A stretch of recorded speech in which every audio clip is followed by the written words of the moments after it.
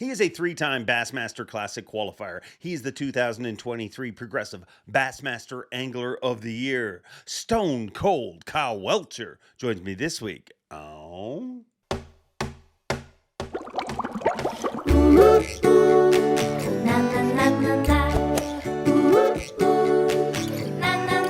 I'm Bob Cobb from the Bassmaster. Welcome to Mercer. Welcome all, friends, family, freeloaders, fishing freaks, and of course, you, my humpers. Welcome into the Awkwardly Honest Fishing Podcast that goes by my last name, which is Mercer. This is the 190th edition of the Mercer Podcast, and I hope everybody is having a wonderful week. Kind of a sad week for me. Well, I mean, it's not sad. It's inevitable that it's going to happen. It is December and all. We got snow for the very first time today. So, yeah, that's never... I mean, it's Christmassy, right? It's fun. Another thing that happened this week, and if you haven't had a chance to check it out, please go check it out. BTL, Bass Talk Live, a great show hosted by Matt Pangrack, my buddy. I was on that show. We spent 2 hours, and he unearthed a lot of my past. We just had a lot of conversations about a lot of things. So if you're looking for something else to listen to, make sure you check out that episode of BTL. Panger always does a great job. Speaking of which, what in the world is happening to my eyebrows? I mean, for those of you listening to the streaming service, you missed nothing, but my eyebrows are disheveled. And I don't understand why this happens. As you age, you lose your hair on your head, but your eyebrows and other parts of your body, it just starts growing. But I think I've got everything under control. Big giveaway, obviously. A lot of people entered, 700 and something comments. Last time I checked, I mean, a crazy amount of comments.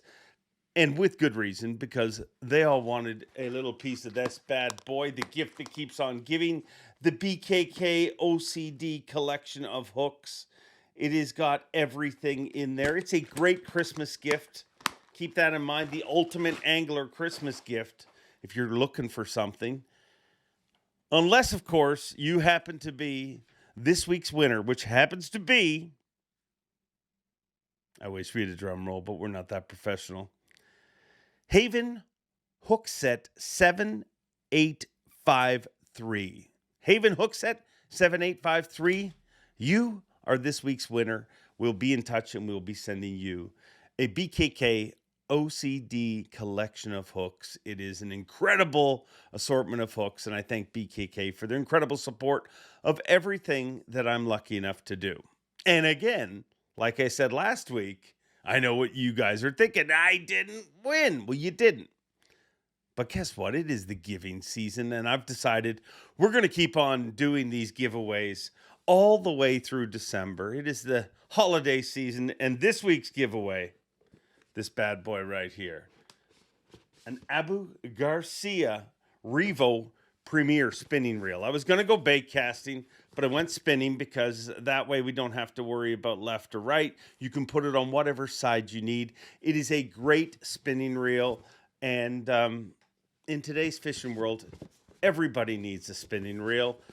And how you're going to get this one is just comment Abu Garcia in your comments. Blow up the comments just like you did on the BKK contest, and make sure somewhere in your comment it says Abu Garcia, and we will be giving that away. That's a $250, $300 reel, and it'll be going to whoever randomly gets picked. So thank you all for supporting that. Every single like, every comment, every subscription helps this channel, helps this show continue to be what it is. Once again, all you have to do to win that is make sure you like this video, make sure you subscribe to this channel, and make sure you put Abu Garcia. Let's just make it easier. Let's just put Abu in the comments. Somewhere in the comments, put Abu, and we will draw a random winner and give it away to them next week. And I've started something here because a few of our winners said, hey, it was really cool. I had no idea I won. until I heard you call out my name.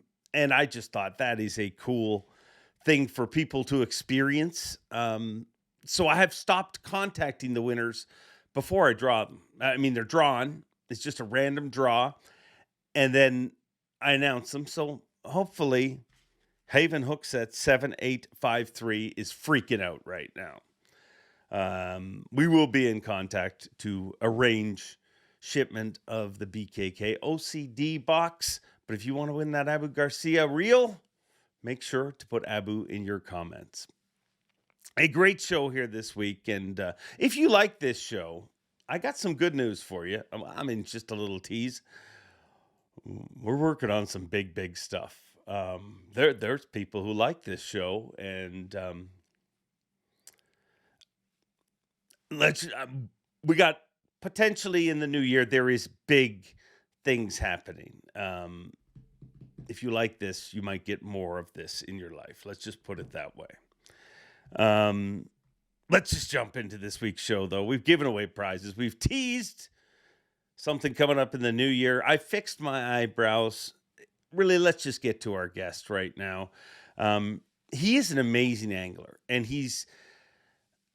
I've said this a bunch of times, he is the perfect mixture, in my opinion. From the first time I met him, he is literally the perfect version of, if KVD and Aaron Martens had a love child, this is it, in my opinion. I mean, he has the outside of the box, incredible thinking that the late, great Aaron Martens had. And he also has that step on their throat, ultimate competitor that KVD has.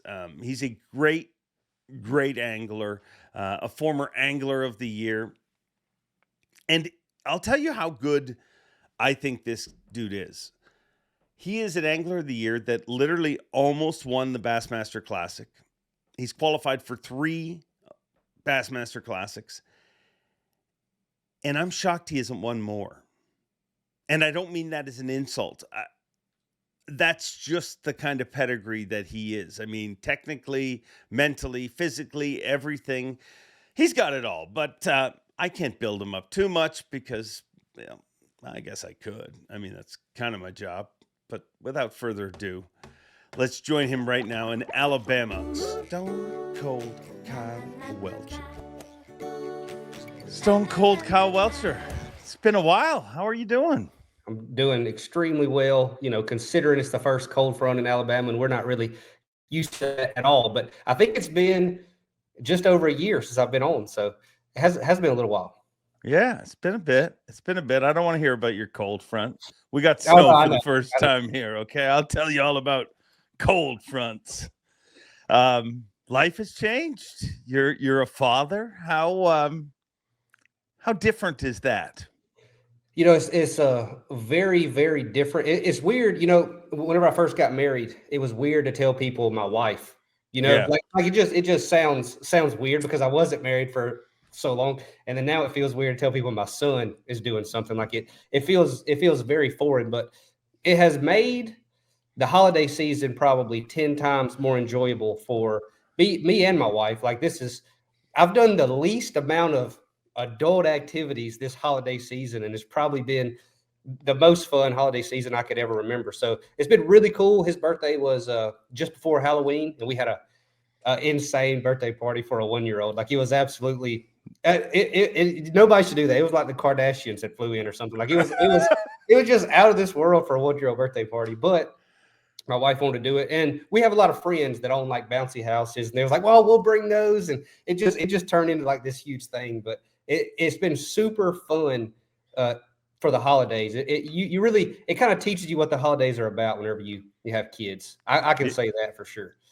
How insane was this party? So we had bounce houses. What else did we have here? We had a balloon, like a walkway thing people could take their pictures in front of, that were covered in balloons and had like the characters from the TV shows that he watches.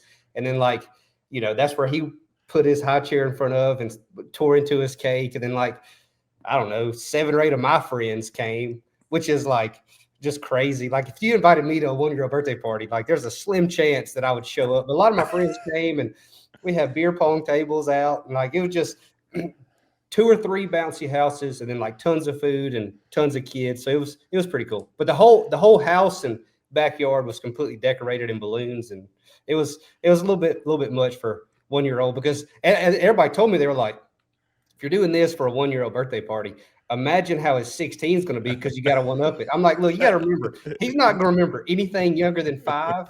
So at 6, we're going to start over at like bare minimum. It's crazy though. My kids are older now, but I still like it. I always say that. I mean, I think I said that to you before you had a kid. Like it's going to change your life like you would never. But it also makes you do things like that little dude has made you do things that you would have never done previously in life. You'll do for your kid. Yeah, 100%. Like there's a very, I don't even think there's 2 people in this world that I would wipe their butt, and so he's definitely like in a small group of people right now. But like, and it's even like, getting up out of bed in the middle of the night and stuff, which is pretty rare, but like, it's not even that frustrating, because he's a kid and that's what they do, but if somebody else was yelling at me in the middle of the night and I had to get out of bed, I'd probably be a little more frustrated, Yeah. And I think for guys, and maybe it just gets more as they get older, like when the baby first comes, you're like, oh, this is cool. We've got a baby, but it's when for me anyways, when their personality starts developing, and now that he's 1, it's only like, if this Christmas is cool, wait till next year. And the year after, it just gets even better and better. So It's very cool. It's did you feel more pressure this year fishing because you were a dad? I didn't really. Pressure is kind of one of those things that pressure is internal. It's not external. Like, you can't put pressure on me. Nobody can put pressure on me at all, except for me, and I feel like when you're prepared, you don't really feel the pressure, because you kind of have this kind of calm and kind of solemnness to you, where I feel like I did like everything in my power to do well. So, that the pressure kind of goes away whenever you have a lot of preparation. And I feel like I do a lot as far as preparing, not as much as some people, but so that's a long way to say, no, I didn't really feel any more pressure, but I felt like the year went by faster, and everybody does say that when you have kids, the year goes by faster. And it did feel like the year flew by, but no, I didn't feel any more pressure to perform. So if your theory is that nobody can put pressure on you and you can only put pressure on yourself, have you dealt with a lot of pressure throughout your career, or are you one of those people who can just let it slide, kind of stone cold, if I may? I've been thinking about that recently, because sometimes your perception of yourself is not always, like, have you ever met a person that told you there was a bad judge of character? No, so a lot of times people's perception of themselves is not correct, but I feel like I'm one of those people that are kind of even keel. But then whenever I look back, I've only been on the elites for 5 years, but when I look back, it's like I've had 3 super consistent years, then 2 years where this year wasn't really that bad. Like I barely missed the classic, and like, that's one fish, and everybody has their opportunities, but like, so I've had like 3 years where like, it was just smooth sailing, then 2 years where it kind of wasn't. So it's kind of made me kind of need to self-reflect and say, am I one of those people? Because I've never felt like I was a streaky angler. Like, like I always felt like I was kind of calm and even, but after having 2 of the 5 years be, like all the bad has happened in these 2 years, it's kind of made me look back and think that maybe I am doing some of that internally, because I mean, that's all you can say is like, there has to be something different about them 2 years, or it's just like this year could easily just be variance, so a fish came off here and there, or you come in 22nd AOI and everything's good. But it's just weird that there's 2 years that were like basically catastrophic and 3 years that were good. So it's made me kind of self-reflect and think maybe I do that more than I think I do, Yeah. Do you, after a season, if you were running a different kind of business, people would tell you, if you opened a franchise of some sort of sandwich store, people would say, okay, at the end of the year, you got to take inventory of what went good, what went bad, and where you were weak, so to speak. Do you do that at the end of a season? I do it at the end of the season, but also do it during the season. Like even as simple as like after a day of practice, like sometimes you have a practice day and you get off the water and you're like, man, I didn't do very good today. I didn't catch nothing.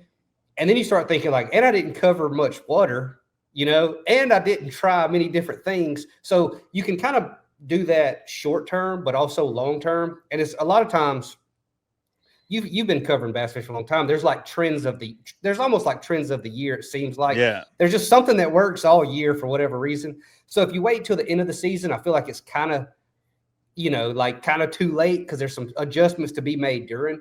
But I feel like I try to self-reflect after every single day in tournament, and I, think about the decisions I made and why I made them, like after a tournament day. And so I do it all year, but then I also do it in the off season a ton because, that's kind of whenever the results are finished. Like all the results are out on the table. Everything's completed. Now you've got months to prepare. So if you're a bass fisherman, what else are you going to do but look back and try to figure out how to do better the next year? But so to answer the question, yes. And then a bunch of times during the year, I do it also. A lot of people spend the fall hunting. That isn't something you do, is it? No, I used to like it a lot, especially bow hunting. I used to like shooting a bow a lot. Like before I could drive, I'd get home from school, like almost every single day in the fall. And me and my buddies that live close to me would shoot a bow and arrow in the front yard until like we had one of them deer decoy things that, I mean, by the end of the year, it'd be dry rotted. And every time we hit it, it would blow a hole out of it. That was huge. And you could about see through it by the time we got done with it. But I don't do it anymore because I don't like sitting still. Like, I feel like I could get into bird hunting, like turkeys or duck or something, but I can't. I don't like sitting. Like it's not my thing. And you can see that in the way I fish. Like, you've never seen me on live, like dragging a Carolina rig on a point. Like they're coming. Like I'm not. It's just not my style. You need to go hunting with Polnick out in Idaho, where you like the. I mean, it blew me away because as much as he hunts, like 2-3 years ago, he's like, yeah. I went hunting. It was the first time I've ever sat in a tree stand. And then he started explaining what hunting is out there. Like you're going to troop some mountains to, stalk these animals. It's a whole different kind of hunting. Yeah. Well, that's actually hunting. Like at the root of the word, that's hunting something down.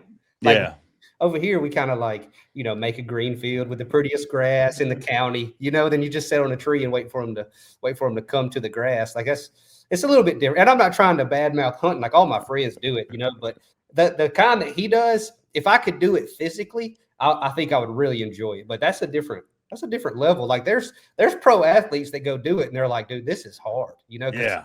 I mean, you see those guys do it. And that's not a walk in the park. No.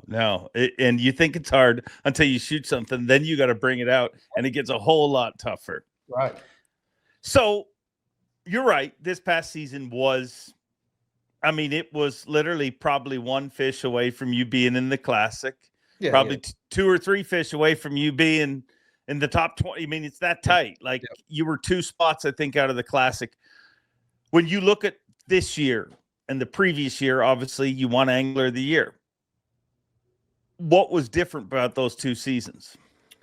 I would say the difference, I felt like I fished more complete tournaments in 2023, which means like a lot of times, and it wasn't really because I found something in practice. It's just like in bass fishing a lot of time is about flurries. Like typically you're fishing and then you'll have 2 or 3 flurries in a day. A lot of times 2 or 1 flurry or whatever, but it seems like there's just times of lull and then times where you catch them and then lulls again. And it felt like in 2023, I just like capitalized on, the first third of the day, the second third of the day, the last third of the day. And I just seemed to catch fish all the time. And I fished by the seat of my pants a lot. And this year, it just seemed like I just had those lulls a lot where it's like 11 o'clock and I got 2, then it's like I seem to be in that position a ton this year. And I don't really know if it's a practice issue because I feel like I practice the same. And I went into tournaments a lot in 2023 where I didn't have anything from practice, but I just had an idea of kind of, some areas or whatever. And that's the way I approach all the tournaments. But it just felt like this year I didn't fish complete tournaments. And a lot of that is not making adjustments quite as fast, and I can look back now at a lot of wasted time that I made, which is just like an hour out of an 8-hour tournament day is a ton, like that's a lot of your day. So, I mean, like I should have already had the clue that I need to make the adjustments, and I didn't do them as fast this year. So I think if I look back, that's the thing, is I was a little bit slower on adjustments this year. And that caused me to have more lulls, and more lulls means you're not catching fish and the other guys are, so it's not good. But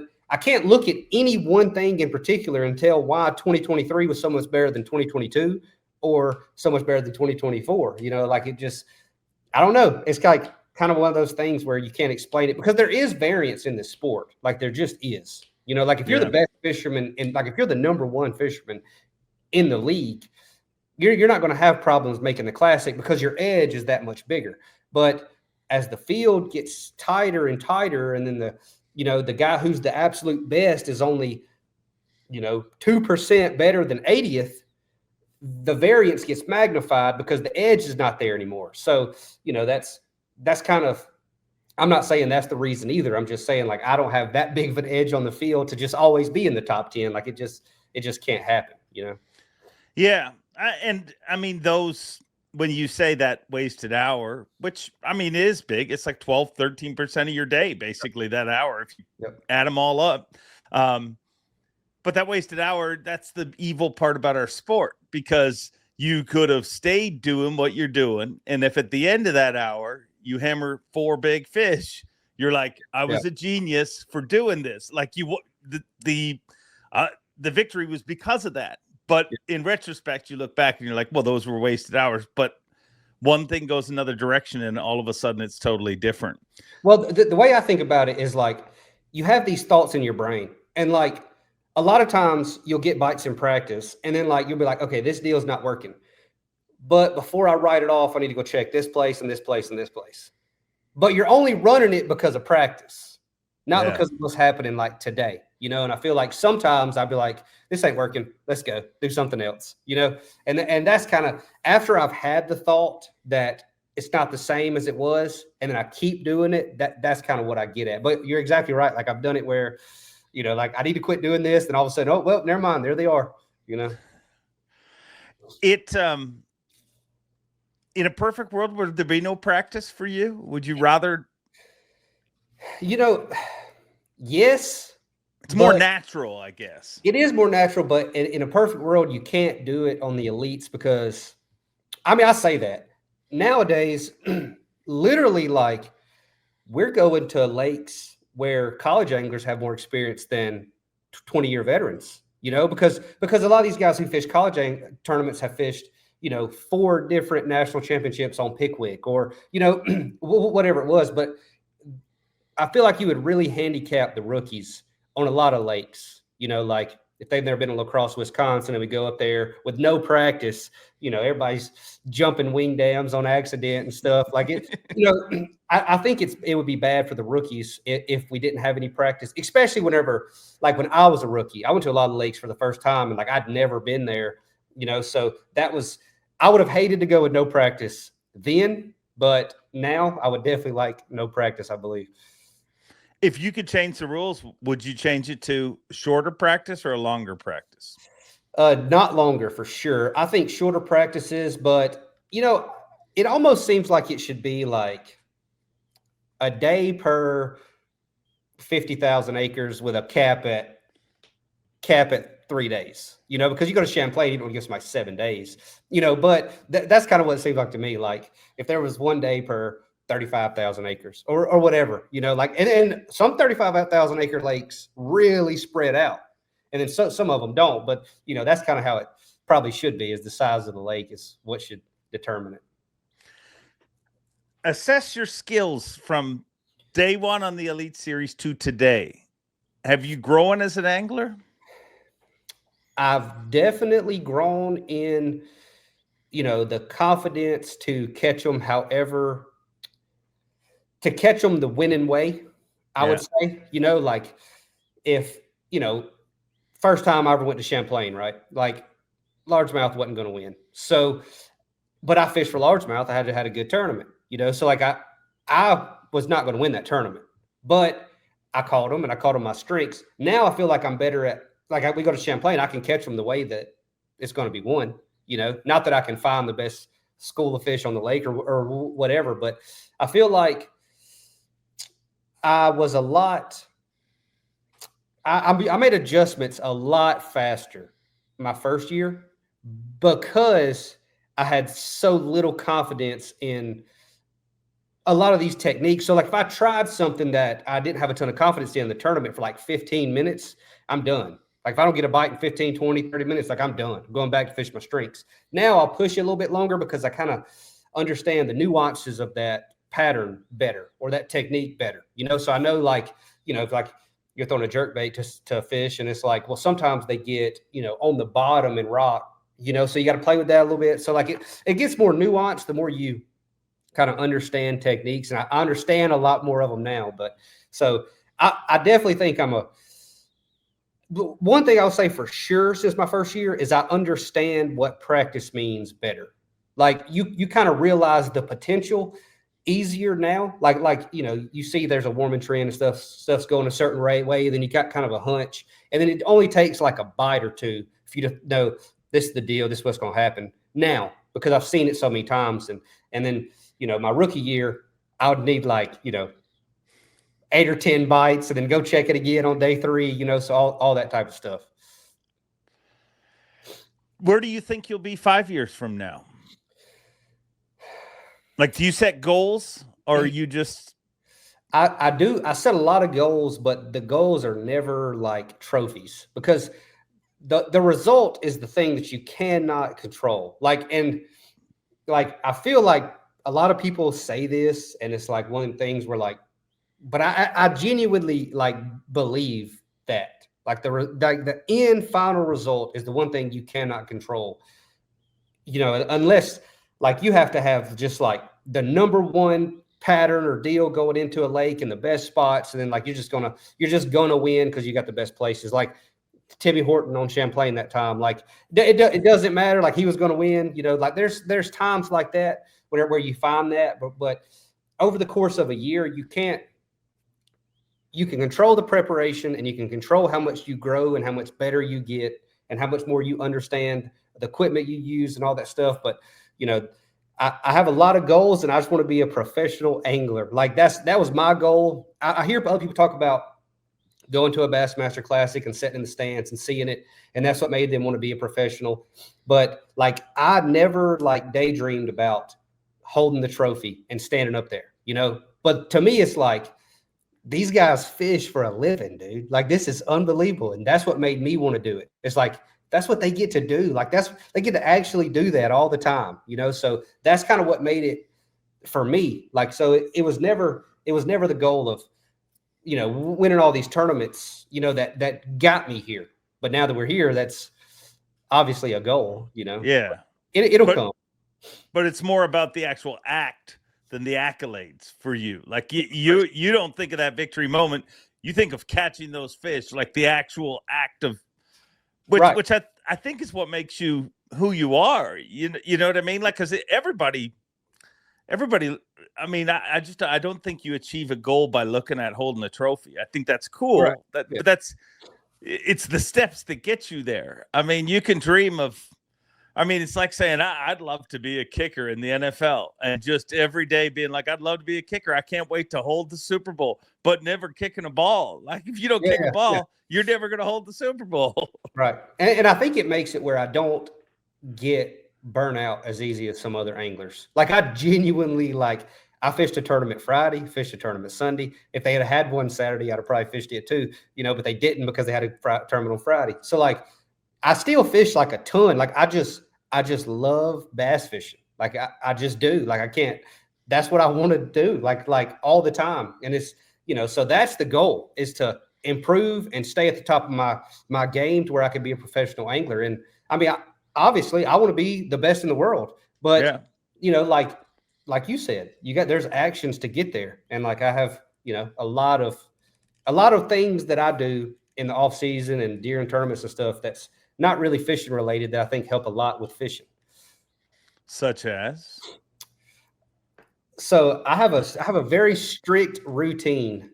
It was more strict. Now it's kind of, waned a little bit, but I have a very strict routine for preparation, like mentally, physically, all that type of stuff during the events and before the events and all that stuff. But I would let somebody look at my secret box of baits before I would tell them that. You're not going to tell me. You're just going to tell me.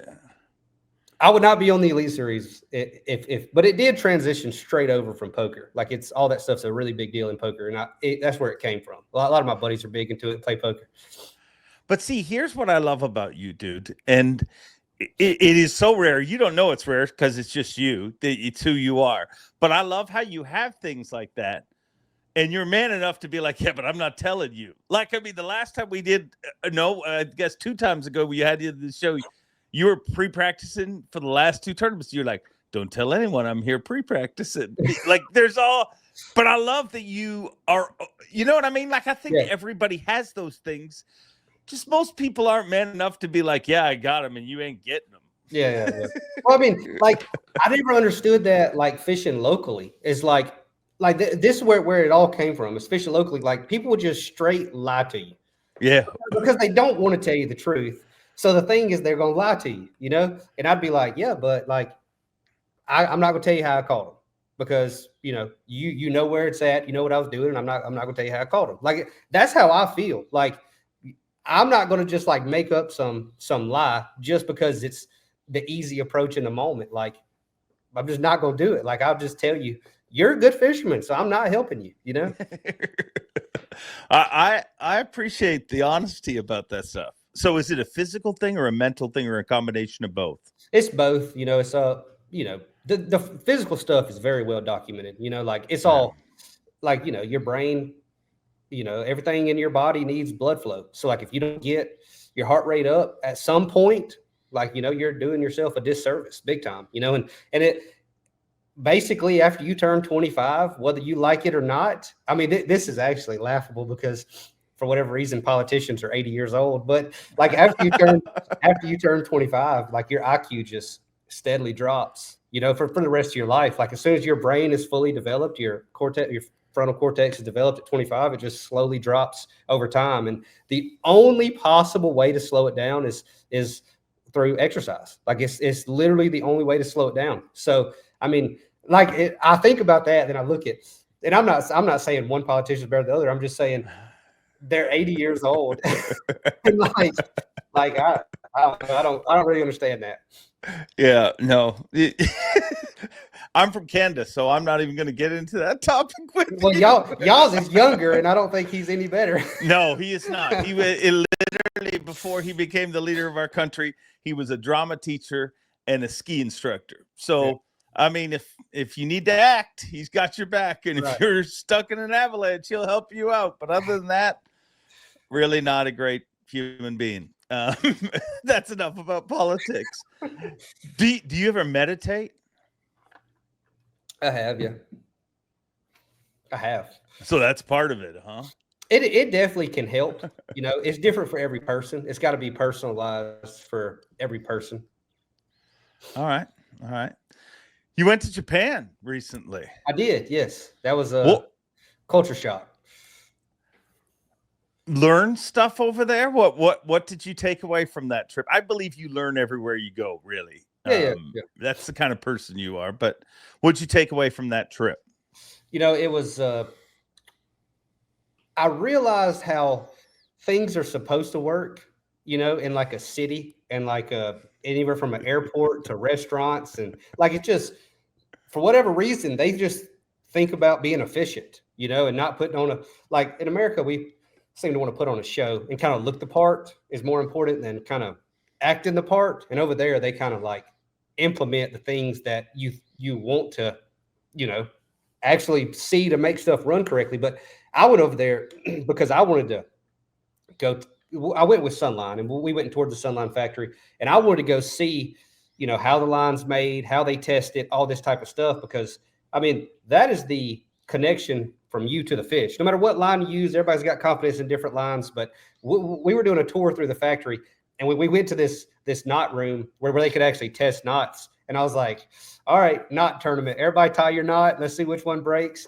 And I mean, I don't know how long we was in there. We was in there for like hours, it felt like. Well, it didn't feel like it to me, but then we were leaving Pangrac. He was like, well, that took like half of our tour. And then I realized, okay, that did actually take a long time. But like, that's what I'm excited about. Like, I want to test the knots and see all that type of stuff because, you know, I think that's a big deal, and that's what you should do as a professional angler. But the whole country was really cool and really, really clean and like kind of crazy. Like everything from the cars to the houses to, you know, everybody uses an umbrella no matter what it seems like. Like it was crazy. But like everything's just completely different, you know? Everyone uses an umbrella? Yeah, it was it was almost a point of contention for us because there's like four Americans that are just like walking down the street and it's like drizzling rain. Like you're fine. Like it's not bad. But you look out there, dude, there's not a single person with that. I took a picture of it on my phone. It was like a crosswalk in Tokyo that's just got like 100 people going one way and 100 people going the other way. Every single person has an umbrella.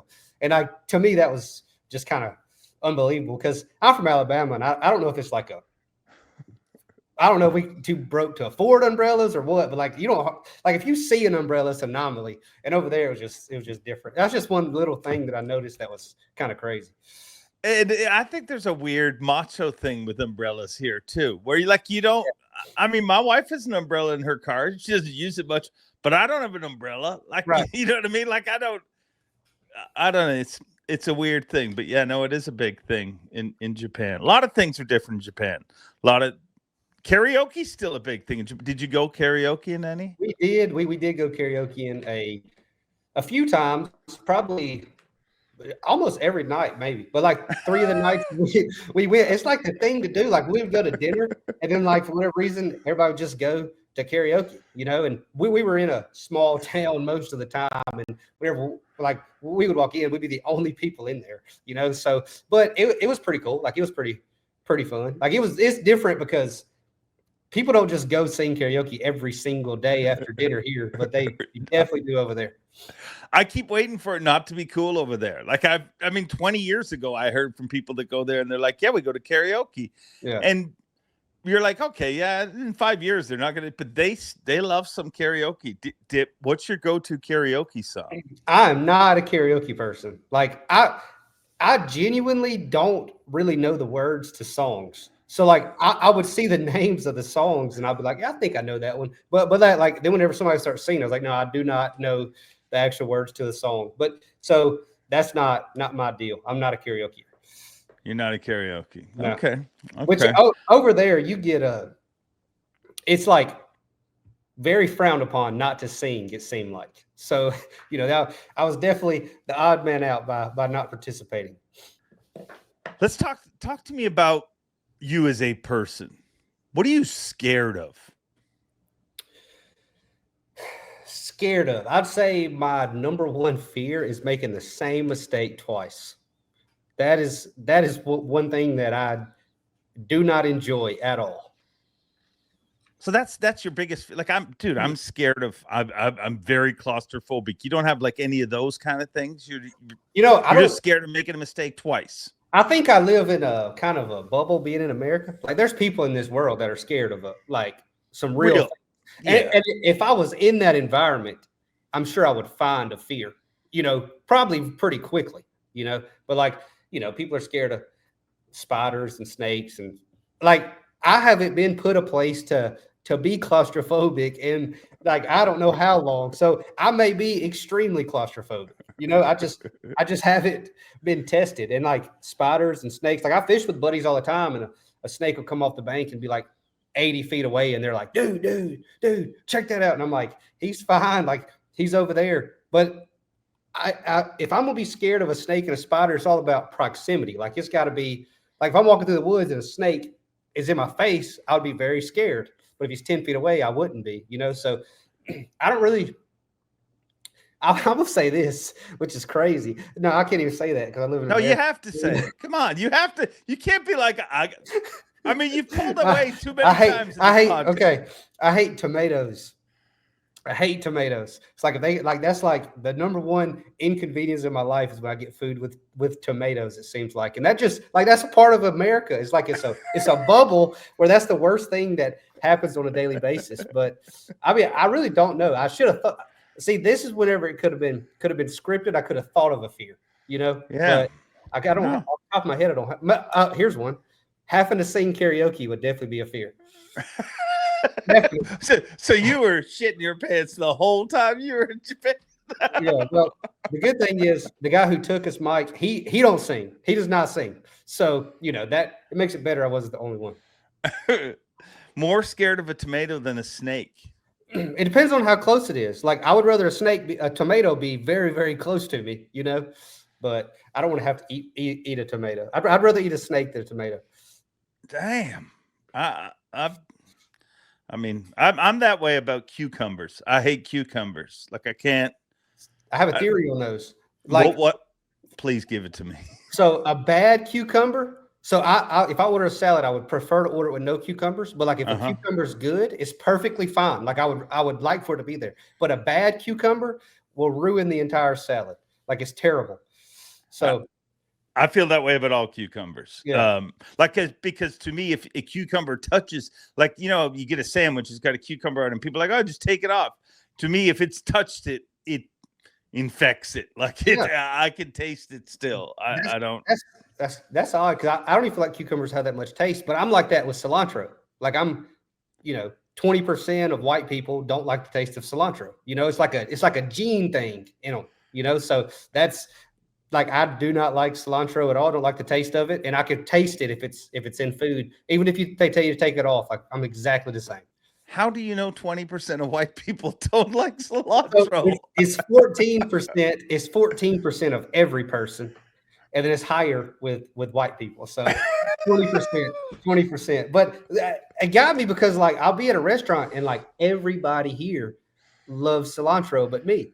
And I know it's not just like the taste, but when I bite into it, it's like something in my body does not want, it's way worse than even like the taste of a tomato. Like it's like it feels like I'm eating like acid or soap or something. Like something in my body does not want to eat that. So I looked it up, and there's actually a lot of people. I love that you actually looked that up one day. I'm not a weirdo. 20% of my people don't like this. I thought I was way weirder than I am. Yeah. Well, I think we're all weird. I think that I just think everybody's weird. It's just people aren't willing to admit that they're weird. Right. We're all weird a little bit.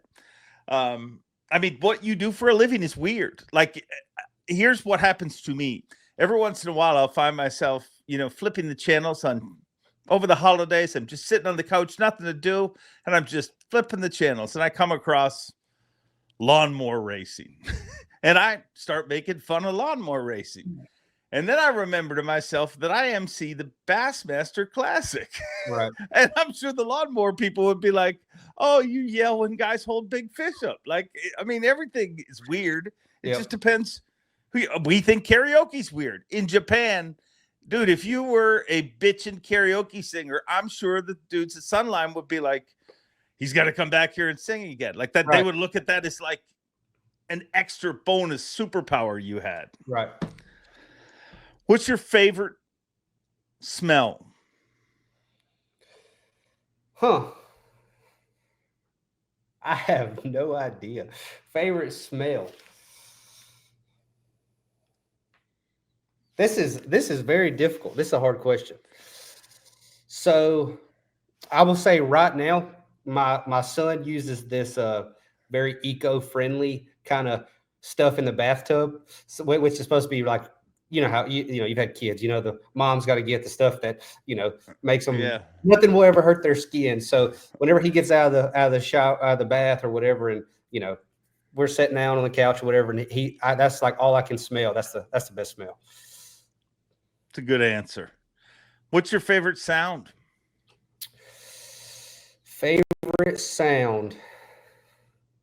I would say the same thing right now because he's like he's got a happy sound, he's got an upset sound. So I like that one. But I'm gonna say, since I don't want to use the same thing twice, I'm gonna say a frog blow up, specifically a frog blow up. It's a good sound. It's a good sound. What characteristic do you respect the most in other people? I would say, I like people. It makes me want to talk to people a lot whenever they understand. And this is broad, but like certain people understand variance, and that's like a broad way to say it. But certain people understand that, like, good things happen and bad things happen, and they're just going to be even keel through it. And like, I gained a ton of respect for those types of people when I played poker. Like, people would get up from the table and they'd be like, I can't believe that dude called me with that stuff. And then other people would get up from the table, they just bust out of a tournament and they're like, yeah, I got unlucky, but I'm gonna win there 74% of the time, so it is what it is. Let's go get dinner, So like, those are the people, and that transitions into fishing. You get back to the ramp, and there's guys who are like, man, I lost 2 5-pounders, or I'd have beat you. And there's other guys who are like, yeah, I tried to use 16-pound line like a dummy, and I was flipping a jig on it, and I broke 2 off. And, like it's a different mindset for people who just think that, bad stuff just happens to me for whatever reason. So I like, I respect people who are a little more even keel and understand, the ebbs and flows of life a little bit. And I would say in our sport these last few years, we have seen how that will, like the people that got up from the table and throw their hands up and say, this is some bullshit. Yep. We saw that with some anglers, you know what I mean? Where there is different things, and wherever you feel about it, it is the way it is. Technology, however you want to look at it. But there is people that have thrown their hands up and stepped away from the table, and you've seen that in the results. Being even keeled has definitely paid off. Is that one of your superpowers in this sport? Do you think that's one of the reasons you do as well as you do? I feel like it is, but, it's hard to really say that because I have had 2 bad years, so I don't think it's a superpower because if it is, I need a better one probably. But I do think it, like I've been fired from or let go from some companies, and stuff like that. So like whenever stuff like that happens, like it doesn't, just in the world, or whatever. So that's the kind of stuff that I do think it definitely helps. I don't know if I'd call it a superpower, but it definitely helps. Yeah, well, I mean, you're coming off one of your bad years, but it's not a bad year. I mean, it was, you were two spots out of the Classic, but I mean, there is that cutoff line that if you're not on that side of it, I mean, that's a successful year for all of you guys. But even the way you're talking now, like there's people who would be in that same position that go into the next year feeling totally different. I don't feel you're going to go into this season anything but motivated. Yeah, no, that's it. It wouldn't matter like if I won AOI or came in 104th in the points. Like I feel like I'm gonna start the year the exact same way, and it's just a love for the sport, and a love for bass fishing, and like just also being extremely competitive. Like I want to fish, like that's what I want to do, and I want to fish at the highest level because I love fishing bass tournaments. So I mean, I'm gonna go into the year the same every single time. Do you do anything with poker anymore? This year, I played like 4 days in a row. I don't remember where I was at. I think I was in Cleveland. I was driving from St. Lawrence River to where's it going? Saginaw Bay for the NPFL, and we had like a week to spare. And Hunter actually flew up, and while I was waiting for her to get there, I went and played poker, and then played some more. And then when she got there, she wanted to play, so she played poker. Then I played again, so it was fun. But it's went down every single year since I've made the elites. The first year I played a good bit, even though I was on the elites, and then it's really went downhill from then. And I still played a decent amount in the off season until we had links. So now I haven't played hardly at all because I've got some really good games really close to my house that are not legal, but they're here. And they I haven't even been one time this year, and I didn't go very often at all last year. I didn't go at all last year after he was born, but I went some before he was born. So that's you got to kind of pick, fishing is one of those things where you get out what you put in. Like there's a reason you get in a wetsuit and go, film underwater. I know you like it, but you also like the content. You get out what you put in, and the less spread out you are, I feel like the better you're going to be. So I kind of had to pick one. And my whole life, fishing's always been a bigger passion. Like even whenever I was playing poker, at the peak, when I was playing as much as I'd ever played, I still wanted to come home and fish. Like I'd still drive home and fish BFLs or whatever, like it's always been the bigger passion. You have to have that. Like I mean, I know myself, you mentioned my underwater stuff. Like, dude, yeah, I love the content, but the content is literally an excuse for me to be able to put the time into it. Like to me, I leave doing that and I'm like, I got to go back and like, it's weird for me. Like to me, that's such a freeing feeling. It's just like, I explain that like a lot of guys talk about hunting and that feeling they get from it, but it's the same thing that you talk about with fishing. It's the activity of doing it. It's what you like every day you go in the water and you're like, I don't know what I'm going to learn today, but every single day I leave and I'm like, I can't believe that fish did this or those fish are sitting there. It's again, we're all weirdos. And water almost has like a calming effect on some people, like being around it, like there's a reason, destination places or the beach and, lake houses, like being around water and on the water and in the water, it definitely has a calming effect. So I could definitely see how that'd be really cool to do. Yeah. Yeah. It's weirdly my biggest passion. Like the Facts of Fishing show is going to have a lot more underwater on it. And literally I'm spending how many hours I've spent, like, how do I make this show more about me swimming with fish? And it inevitably will get that way because, I mean, for me, everything that I've ever been lucky enough to do in life it's always been a means to an end. It's not like, I think I can make a lot of money if I do this. Like I need to do this. But I also need to figure out a way to make money at it. Right. So that I can keep doing this. Literally right back to when I, started doing stuff where I was like, I mean, I never thought about fishing for a living at all while I was in school. Cause I was like, I'll deal with that. But then when I'm getting out of school, I'm like, wait a second. All my buddies are starting to get married and stuff. They're going to have to get real jobs. I need to figure out a way to make this a real job. So it's all a means to an end. Let's get weird. If you were an animal, what animal would you be? Oh man, it's got to be some kind of a bird, right? Because I love freedom. Like I wanted to play poker, I want to fish. Like I love freedom. So it's got to be I'm just gonna say an eagle because it lives around water and it's like the coolest bird. So if I could pick, it would definitely be an eagle. Yeah, they're badass. I mean, you don't want to be anything else if you could be an eagle. No, definitely not. Yeah. They're pretty badass. How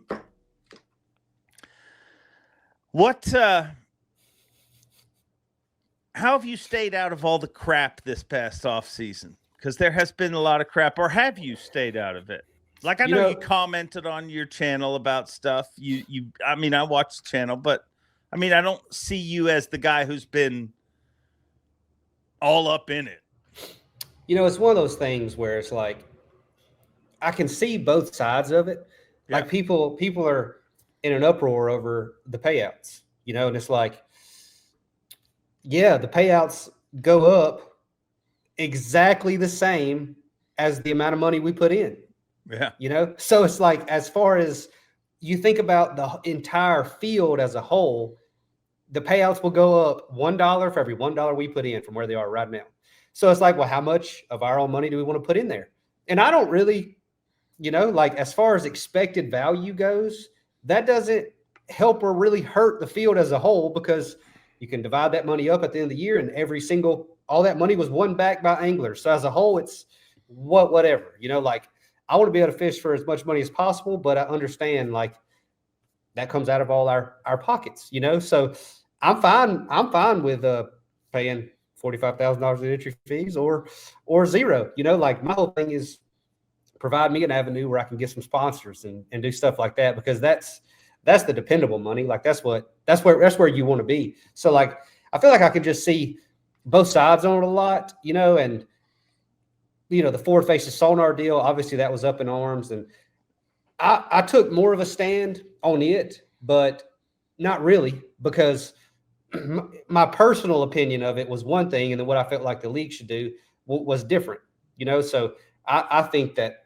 that has some things where it really hurts the industry as far as bait sales and rod sales and reel sales, stuff like that. And some people say it doesn't at all, so I don't really have the numbers to back me up because I don't work in that field, but I can kind of see everybody's point. So I just I don't really know. I don't want to make a decision for the field or go lobby people, because I can call an angler right now, and after a 20-minute conversation, I can just about get them to agree with me.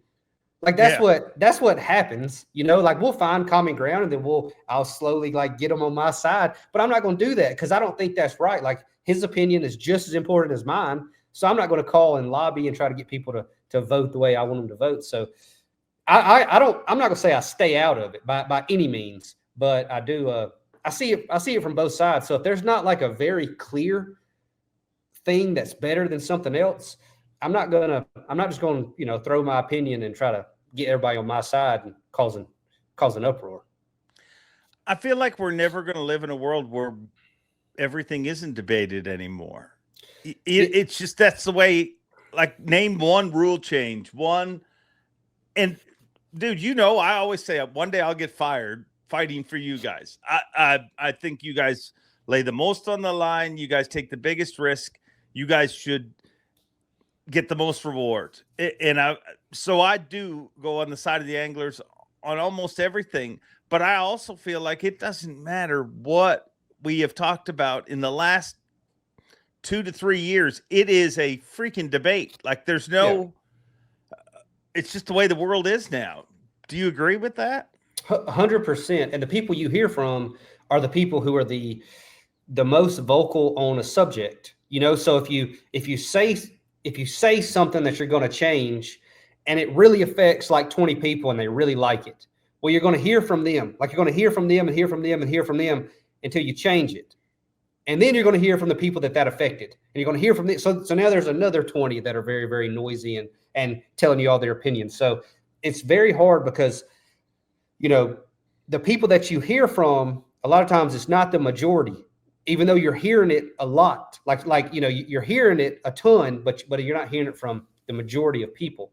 And that doesn't mean the majority of people don't feel that way, or, it doesn't guarantee that the majority of people don't feel that way, but you hear it from the people who are the most affected by it, so they bring it up a lot, whatever it may be. And that just kind of makes it where as soon as somebody's affected, you hear from a different group. So everything will always be debated forever, especially with social media, and every single person in the world can comment and debate on anything you said. And people benefit now from debate, dude, if we went into this podcast and I title it, "What Pisses Kyle Welcher Off?" it'll get way more traffic than whatever the title of this is. It's just human nature. I think that's a sad thing, because what bothers me is I look at it this way. I'm like, there is a whole bunch of people. You said it earlier in this podcast. I just love to fish. I just want to just do this. And when I've done it, I want to do more of it. I feel like all the debate and all the amount of people that this sport is pushing away from this sport right now is maybe greater than it's ever been. Because I hear from buddies who are like, I'm just tired of hearing bitching because, and I'm not saying that people don't have a right to air their feelings, but I just think it's become so prevalent that I'm the world's biggest Kansas City Chiefs fan. I love the Chiefs. I love Patrick Mahomes. But if he goes on every interview and starts talking about, I don't like the locker room that we have, I don't like, you just bitching, you're just like, dude, that's not what I want to. Most people just want to hear you talk about what they love, because that's what they spend their whole week working in a cubicle, and they can't wait to get out and do what you're doing. And rather than that, they're hearing bitching. Well, and fishing's even different than football or any of those sports, because people don't get off work and then go play football on the weekends. No, you're right. Like, people use their leisure time to fish. Like they literally buy boats and buy rods and buy reels to go have a break and be relaxing and pursue something they enjoy. So the more negativity around that, the worse it just is, because that's the avenue for a lot of those people, So I agree. I think the negativity is way too much right now, like way too much. Everybody wants to nitpick everything, and like even the payouts thing, Bass got that from a meeting, like of that that's not exactly what we said, but they did get it from a meeting from anglers and they genuinely thought that's what we wanted. Yeah. So, I mean, I'm not going to fault them. I think it didn't go correctly, but I'm not going to fault them for making a decision that they genuinely think we wanted. Like, I actually appreciate that. And that's just not what we wanted, but they thought it was. So, it's the thought that counts. It is Christmas. Well, yeah, it's kind of, I get where everybody wants no pay. Like everybody wants to read entry fees until you read entry fees, and then you're like, well, and here's the funny thing that blows me away. Again, not taken aside, I think the truth in all these things is always somewhere in the middle. But the funny thing is, I keep saying, like, if tomorrow, let's say me and you get done this podcast, and we're like, hey, let's start a business together. Let's do a tournament league. And I say to you, guess what? I got a company who's going to give us $4.1 million, and we're going to guarantee it. How many dudes do you think would be lined up to fish our league? Everybody. Yeah. But because of this, and I get where, we've already talked about it too much. It just, it'll all get worked out, I think. Yeah. I think it's getting worked out. I assume you're part of the angler group. Yes. Yeah, definitely.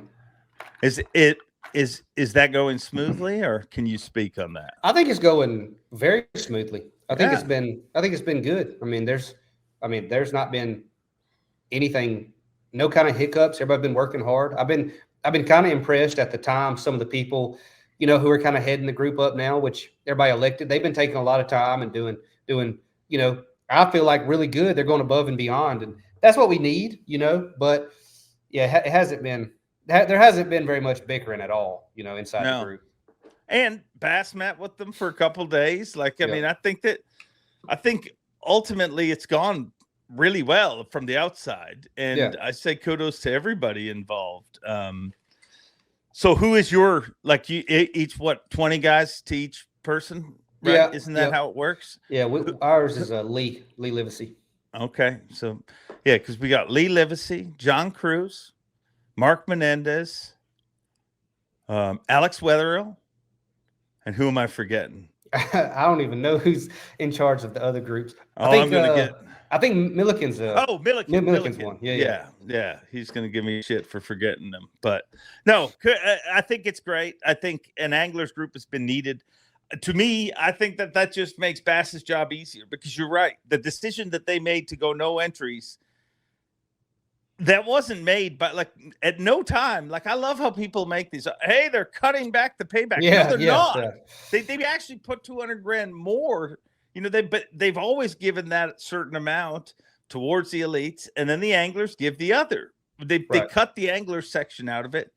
It'll get fixed. You guys will show up and fish, and it'll, I'm sure it'll be for a good amount of money. It's just the way the world is. It's pretty wild. Positivity, is that important as a competitor? Here's this different way to. Is it more important to be positive as a competitor or non-negative as a competitor? There's a fine line there, because I've got buddies, man, that shake off like 30 pounds, and they go die by the sword a lot, so you can't be overly positive, but I would rather be overly positive than negative by far. Yeah. But not negative is definitely the correct way to say it, because you attract the energy you give, so if you're super negative and think things are about to go bad, you'll find a way to make them go bad, so that's kind of how I feel about it. It's a lot harder you're more in control of the negative. You can make negative stuff happen a lot easier than you can make positive stuff happen, Oh yeah. Yeah. If you're focused on negative, it'll always end up there. It will find you. If you're driving your truck and you're like, don't go in the ditch, don't go in the ditch, you're going to end up in the friggin' ditch. Yeah. If you'd have picked 3 dudes on the Elite Series, you're in a bar, things go bad. You got to fight your way out of this bar. You got to have 3 dudes to help you get out of this bar. Who are they? Let's see. I'll definitely take a Summerall, dude. He's huge.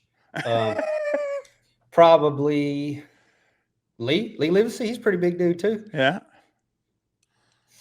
I don't know I don't know. I haven't been to a bar with any Elite Series anglers, I don't think, ever. So I don't know who would be really ready to go.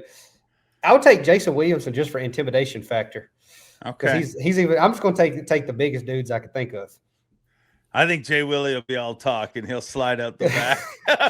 But if he could he might can make them settle down, because he's tall.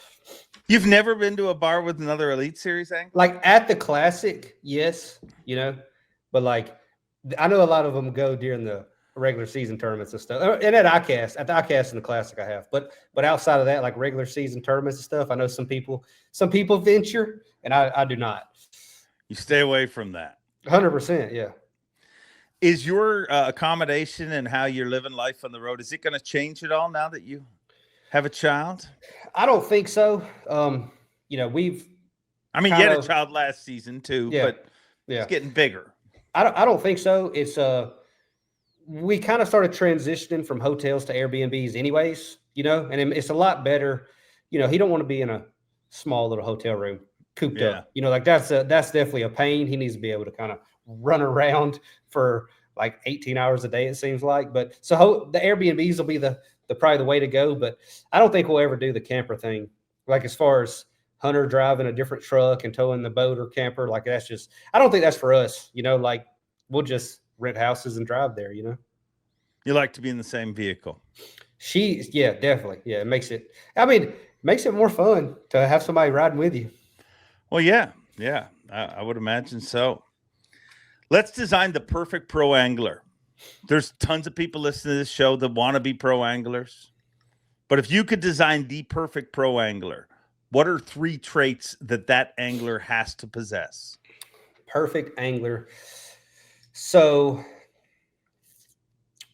I'm going to say you need to be basically relentless as far as because it's not going to be easy to even get to the top ranks. And you have to have this kind of a thought process that it doesn't matter who tells you no, it does not matter. Like I'm going, like that it is what it is. You have to have kind of that hard-headed stubbornness that, nobody else knows anything. I would say that kind of goes with it, but I would say be overconfident also, because you have to have that to even believe that you can make it to the top. You have to be kind of overconfident. And I'm going to say even keel. That's what I would say. I would say relentless, overconfident, and even keel. Because dude, like if you're sitting on the couch at home and you're thinking about maybe I should fish the opens, it's hard to pull the trigger because it's not easy. It's not a 1-year thing. It's not a guarantee. Like it's hard, and there's going to be a lot of hurdles along the way. And even when you get there, there's going to be hurdles. It's like there's a lot to work through. Yeah. No, it's not easy, but I think that's what attracts people to it. Like I think that's at the end of the day why people like you. Poker, for example, it's not easy either, but it is a much more fine-tuned science. Like the cards are the cards; those numbers don't change. Fishing, it changes every day. Like you said, you got buddies who win practice. Winning practice doesn't pay. You have to be able to adjust. And if it was easier, do you think you would be as attracted to the sport as you are? I kind of think I would, because I just like fishing that much. Like I genuinely like it that much, but I would not be nearly as proud of what I've accomplished. And, the fact that I got to the Elite Series, like I'm very, very proud that I got to the Elite Series. Steve Kenny told me this at the Bassmaster meeting I went to, my first, it was like December before my first year. And he's from Auburn, like he lives. 25 minutes. This is actually a funny story. We were down there for a Halloween parade thing, and we're sitting there and we were walking around with my son, and they're having a costume contest. So we just happened to see it. And so we just walk over there, and it's like best dressed pet, and we're looking, and Steve Kennedy walks out with his dog. And I said, Hunter, that's Steve right there. And then he goes backstage, his whole family comes out. So it was just crazy. But he told me at the meeting, he asked me exactly where I was from and stuff. And I was like, yeah. And he was like, well, you made it. And I was like, yeah, now I got to figure out how to stay. And he said, good luck. And that's what he said, so that, and I didn't take that rude at all. Like I didn't take it rudely in the least, but that's kind of been the thing that I remembered is we better figure out how to stay, so that's kind of, how I feel. They are one of the coolest families on the Elites. Like, they does not shock me at all that his family, they do all of that stuff. Like, yeah. I believe I saw, I don't know what they dressed as, but I believe I saw him spray painting shirts or something 2 days before it. They were Phineas and Ferb, and they had a dog dressed as, and I never watched Phineas and Ferb, but they had a dog dressed as Perry the Platypus. And dude, we went to eat with them afterwards. It was walking down the street, and them college kids went nuts over that dog dressed like a platypus. And there's a whole inside joke with his hat. And I didn't know any of this stuff. But all these college kids were super on top of it. So it was pretty cool. The problem they had was the judges were kind of middle-aged. Oh. If they would have been college kid judges, they would have won for sure because they all knew that show. Do you know that Steve Kennedy, you obviously know he's a huge Auburn fan.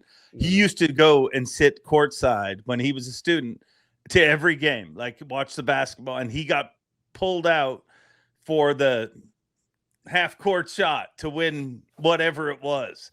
And he told me the whole story, and I'm like, wow, this Steve Kennedy's in the middle of and I'm just thinking about he's awesomely awkward, let's just say.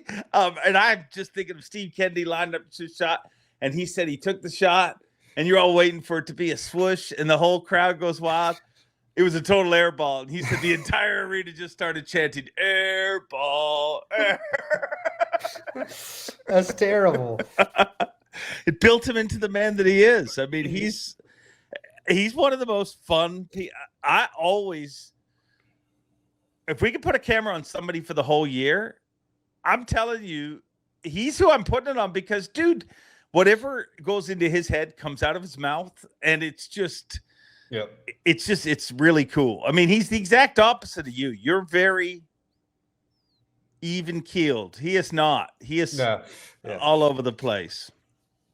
I try to talk fishing with him a little bit, but he's kind of reserved, because he'll just talk and spew stuff off. Then I'll start asking a couple questions. It just tightens it up a little bit, So I've been trying. I've been trying to go to Lake Martin with him or something.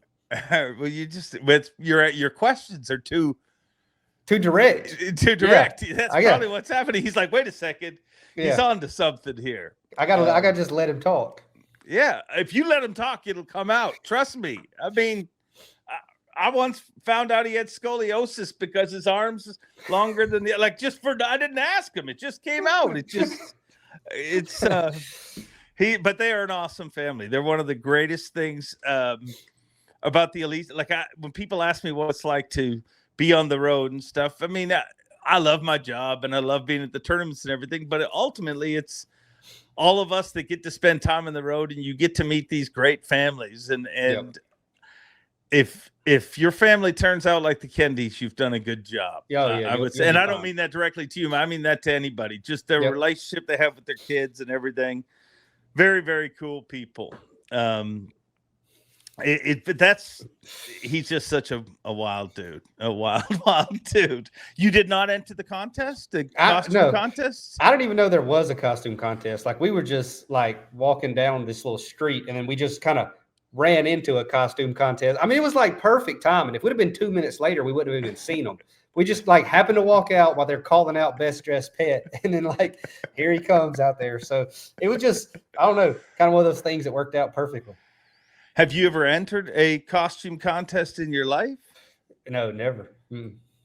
Have you ever dressed up for Halloween? Or? I have. Whenever I was young, I did dress up as Halloween whenever I was young, for sure, but not in a long time. Christmas coming. What's your greatest Christmas memory growing up? Greatest Christmas memory.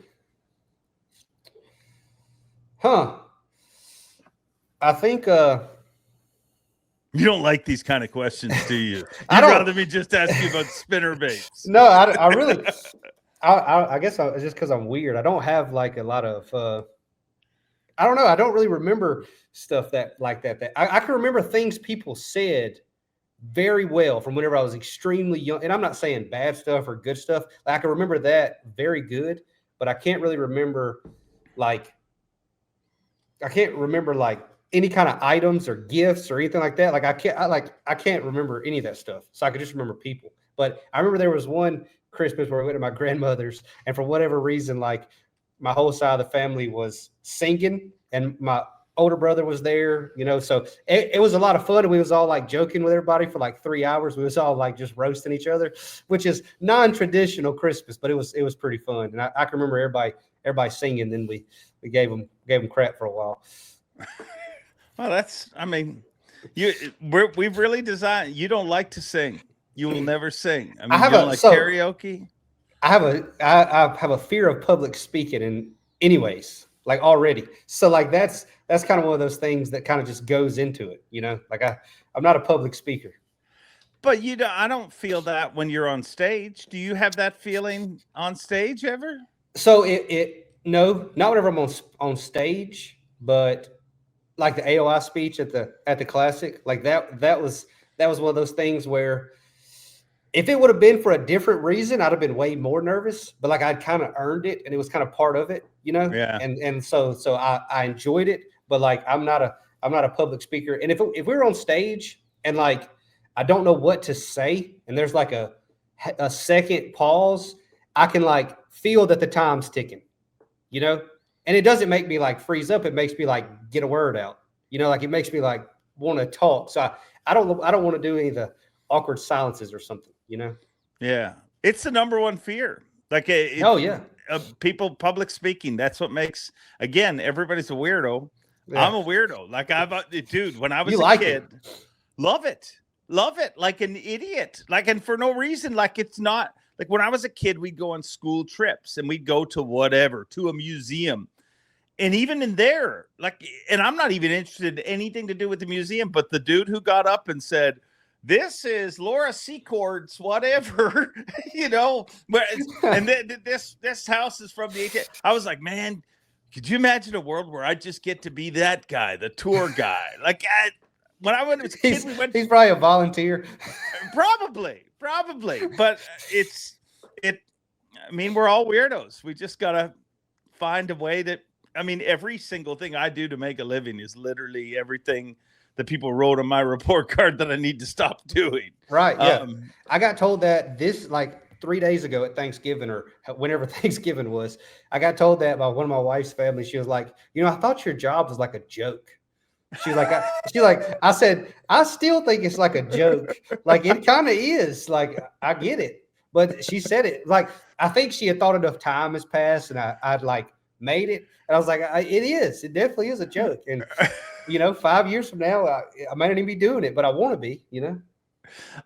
My wife, when she worked in banking. She worked downtown Toronto. So when we were dating, we might have been engaged at the time. And I remember, so I'd go to these parties and there'd be like with these bankers and stockbrokers and stuff like that, where I stood out, obviously. And they'd be like, "What do you do?" And I'm like, "Well, I'm a professional angler." And I remember the one dude turns to me, he's like, "Wow, you're a real life redneck." And you said you remember like what people said. I still to this day remember like the way that guy, and I'm like, "You son of a, I'm going to show you." Yeah. He probably still isn't impressed with what I do for a living, but I have fun with it. It's, I don't think what you do is a joke. I think what you do is awesome. I love the way your mind works, dude. And I love our conversations, and I love the fact that you did get a little awkward with a few of the questions today. Once I vary away from fishing, you don't like it. I mean, I don't want to hide. Like, I'm not trying to hide anything. It's just I don't, I don't think about it that much. So I don't have it off the top of my head. Like, you gotta kind of find. It's okay to think. Yeah. It's okay to think. Thinking's good. think it's a good thing. So what's the plan this year? Going to win Angler of the Year, of course. Yeah. That's the plan. Yeah. Okay. I told Pat from Straycast that I was going to win the Classic in 2026. I wish I would have said 2025 because I didn't even qualify for it. But that's the plan is a AOI this year, Classic 2026. Okay, that's good. I mean, you almost won the Classic, dude. Yeah, you were this close. It'll happen. It'll happen. I've had a lot of stuff be like that. Like the Classic, we're really close. I've had Elite Series events that were a lot closer, like where things could have went differently and it'd have been pretty. I could have won quite a few of them. But I'm super happy that AOI is the one that worked out. Like, genuinely, Classic would have helped me more. Like I'd probably have a bigger house and everything, but I'm genuinely prouder that AOI worked out the way it did. Do you think that winning AOIs would do more for your confidence than winning the Classic? For sure. Yeah. Yeah. 100%. It has to. Yeah. It has to. I mean, it's a whole year, but yeah. The Classic's 15 fish, literally 15 bass, like, and I'm not trying to belittle it. I'm just saying AOI's, a lot of days, 27 plus days. Yeah. No, it was an awesome season. And last year was a great season. It just I don't think you've ever had a bad season. I mean, I know when you look at it, but I mean, it's so close. And like you said, it's such a finite, like the error. I think that's the one thing that nobody gets. Like the line between success and failure on the Elite Series is literally razor thin. It's one fish like that goes the right way or the wrong way. But you're a fun dude to cover. I'm going to keep working on you to tell me what those things are you wouldn't tell me about. But I appreciate that you've told us as much as you have. Probably too much. Probably went a little too awkward on here. And everybody, so if you want to say what pisses off Kyle Welcher, you should just like Photoshop some tomatoes onto the thumbnail. Then you can title it whatever you want. What does piss you off? Not tomatoes, but what's your pet peeve? Like what really grinds your gears? It's got to be the way people drive, right? Like that we spend a lot of time behind the wheel. So I've actually listened to podcasts on this. I know you was trying to wrap it up, but I actually listened to podcasts on this, and there were some psychologists that said that the way we interact with inanimate objects, which is like laptops and computers, and they can be so frustrating, more frustrating than a human being could ever be. It's like technology, but it like triggers the same kind of like emotional response in your body as being chased by like a lion in the wild. Come on. Like the same kind of receptors in your body that goes off. Like that's why you get that emotional against inanimate objects for whatever reason, because you can't really process, exactly what's happening. That's what this one dude said anyways. So I don't know if it's true or not, but that's definitely what he said. But traffic is 100% it, the way people drive, slamming on brakes, and you tow a boat. Like we tow a boat down the highway all the time, and there's a car like exactly the safe braking distance in front of me, right? And then every other car thinks that's the perfect amount to merge in, So like cars just constantly cut you off when you have a boat because I'm giving a little bit more time because I'm pulling a bass boat, So that's the deal. Yeah. No, everybody wants to be in front of the boat. I don't know if I agree with your theory on the inanimate objects, though, or that guy's theory, because, I mean, I've had a lot of things happen with computers. I've had hard drives crash, but I've never shit my pants when that happened. And I'm pretty sure I'd shit my pants if a lion was chasing me. I agree, because I definitely do not get as mad at driving as I would if there's a lion chasing me, like 100%. But he was saying that's the receptors in our body to go off the same way. Yeah. I guess I just have one different receptor. I believe in one thing. And I mean, this has been awkward enough. There's two types of people on earth. There's those people who have shit their pants and those people who haven't shit their pants yet. Which are you? So I haven't encountered many lions, so not yet. Okay. Okay. All right. Well, dude, you're always awesome. Yeah, I appreciate your time. You're always great on this show, and I look forward to seeing you in the new year. Yep. Sounds good. See you, man. Thank you. Thank you, Kyle Welcher. And for those of you wondering, I mean, the end, I was obviously talking about the famous Kmart commercial, I Ship My Pants. If you haven't seen it, you should actually, you know what? Let's just enjoy it together. Ship my pants? Right here? Ship my pants? You're kidding. You can ship your pants right here. You hear that? I can ship my pants for free. Wow. I just may ship my pants. Yeah, ship your pants. Billy, you can ship your pants too. I can't wait to ship my pants, Dad. I just shipped my pants, and it's very convenient. Very convenient. I just shipped my drawers. I just shipped my nightie. I just shipped my bed. If you can't find what you're looking for, You get the idea. That's totally what that was all about. I just shipped my pants.